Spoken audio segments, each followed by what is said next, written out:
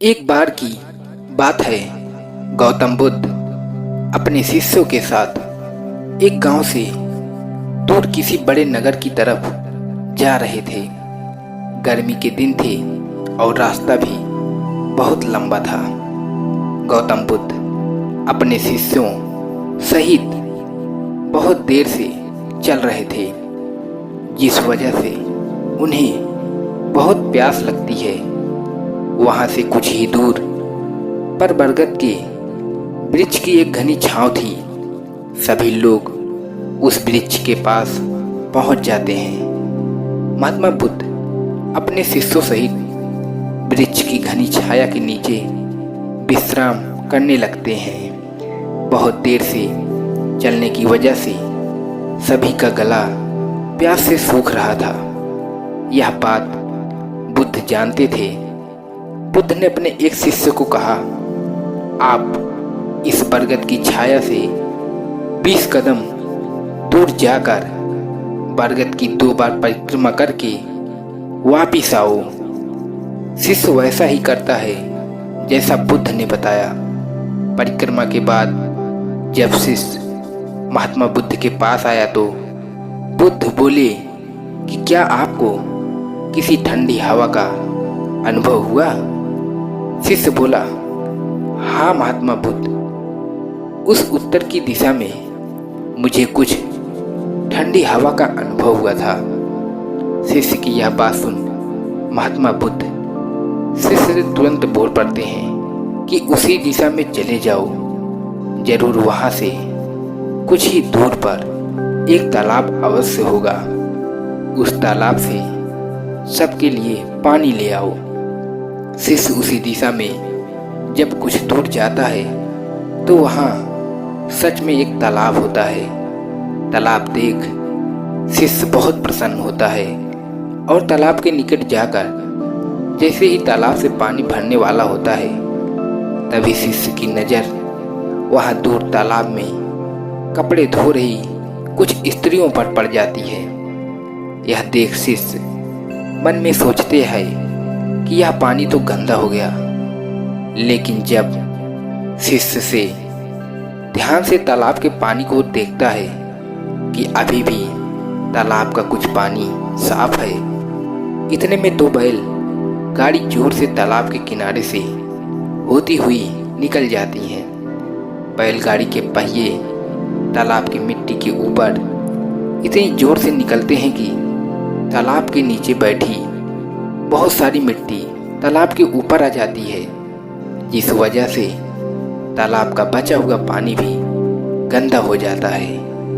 यह देख शिष्य बिना पानी लिए क्रोध में महात्मा बुद्ध के पास वापिस चला जाता है। शिष्य बड़े ही निराशा भाव से महात्मा बुद्ध को सब बात बताता है। शिष्य की बातें सुन सभी शिष्य बोलते हैं कि हमें तुरंत यहाँ से निकलना चाहिए।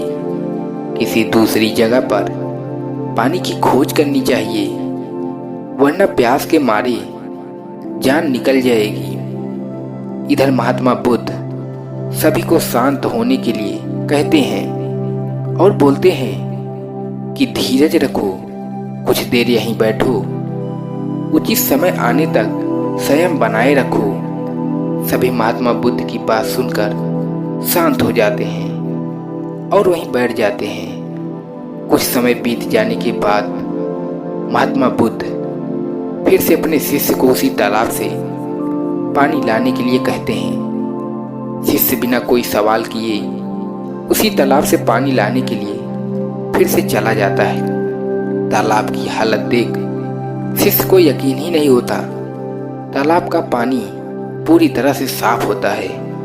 यह देख शिष्य बहुत खुश होता है और पानी भरकर महात्मा बुद्ध के पास आ जाता है। सभी पानी पीकर अपनी प्यास बुझाते हैं, लेकिन अभी भी सबके मन में एक सवाल था कि आखिर यह चमत्कार हुआ कैसे? तालाब का सब पानी तो गंदा था। उन्हें लगा कि जरूर ये बुद्ध की शक्ति है। इनमें से एक शिष्य ने यह सवाल महात्मा बुद्ध से पूछ ही लिया कि यह चमत्कार आपने कैसे किया? शिष्य का जवाब देते हुए महात्मा बुद्ध बोले कि यही तो चमत्कार नहीं, यह आपके सब्र का फल है। यह फल आपके सब्र बनाए रखते हुए उचित समय के इंतजार का है। जितनी देर हम सब लोगों ने सब्र किया, उतनी देर तक तालाब के पानी के ऊपर तैर रहे सभी गंदे तत्व और मिट्टी तालाब के पानी के नीचे बैठ रहे थे।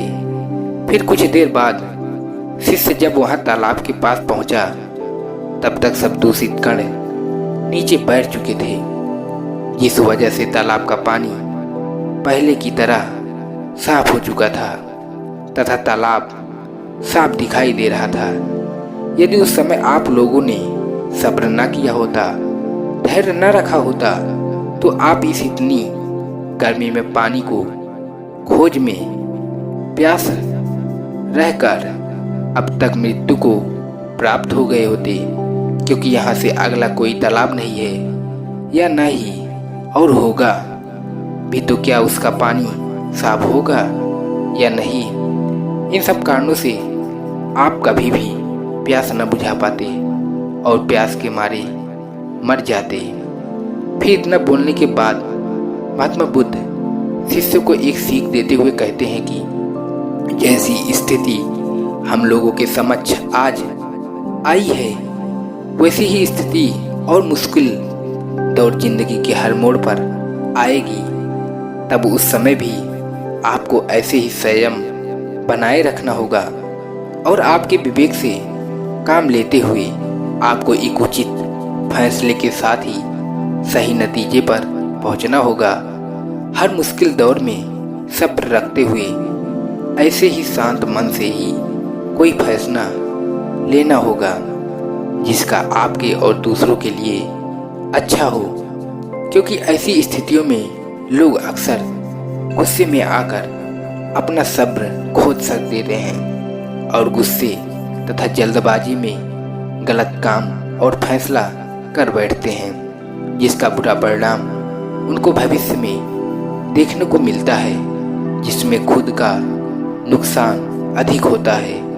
कुछ परिस्थितियां जीवन में ऐसी होती हैं जहां हमें सब्र बनाए रखते हुए उचित समय का इंतजार करना होता है, लेकिन लोग अक्सर यहीं पर अपना सब्र खो देते हैं और उचित समय आने का इंतजार नहीं करते, जिस वजह से उनको आगे चलकर दुख और मुश्किलों का सामना करना पड़ता है। इसलिए हमें अपने जीवन में बहुत कुछ सीखने को मिलता है।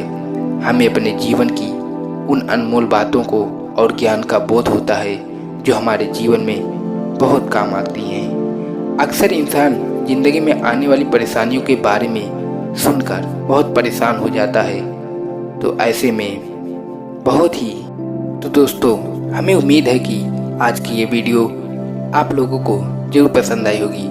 तो वीडियो को लाइक और अपने दोस्तों के साथ शेयर जरूर करिएगा और हमें ऐसे ही सपोर्ट करने के लिए चैनल को सब्सक्राइब और घंटी बटन को जरूर दबा दीजिएगा। तो चलिए मिलते हैं ऐसे ही किसी और कहानी में। तब तक के लिए अपना ख्याल रखें। धन्यवाद।